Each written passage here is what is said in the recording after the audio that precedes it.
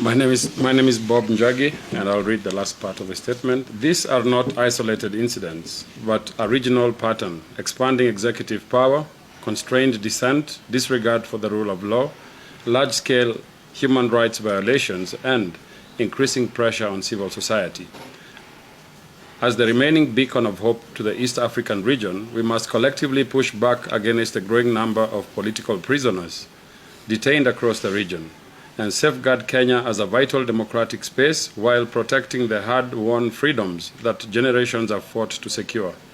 Kenyans must remain alert and engaged, defending constitutional freedoms, supporting independent institutions, and demanding accountability, liberty, and freedom from our brothers and sisters of East Africa, all African citizens, and a family across the globe. The preservation of democracy depends not only on laws, but on the vigilance of its citizens. Our urgent demands: 1.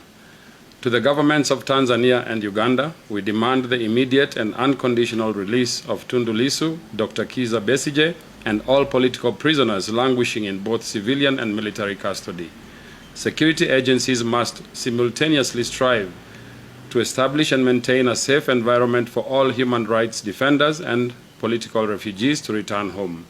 2nd, to the Ugandan regime, immediately cease the harassment of NGOs, unfreeze all civil society bank accounts, and withdraw the repressive sovereignty bill. Stop the unconstitutional trial of civilians in military courts. 3, to the Tanzanian regime, we call for the immediate cessation of abductions and forced disappearances, sexual torture, and all forms of political persecution in both Tanzania and Uganda. We further condemn the escalating and horrendous violations of women's rights, including sexual abuse, gender-based violence, and the targeted humiliation of female opposition members, activists, and journalists, acts increasingly used as tools of repression. To the African Union and the United Nations, we demand an independent international investigation into the election-related massacres in Tanzania and the state-sponsored drone and forced disappearances in Uganda. Act upon new mandates to ensure full compliance with the African Charter on Democracy, Elections, and Governance, Treaty, and the international human rights obligations and standards. 5, to the international community, impose targeted sanctions, including travel bans and asset freezes on General Museveni, General Muhoozi Kainerugaba, Samia Suluhu, and their inner circle responsible for these crimes against humanity.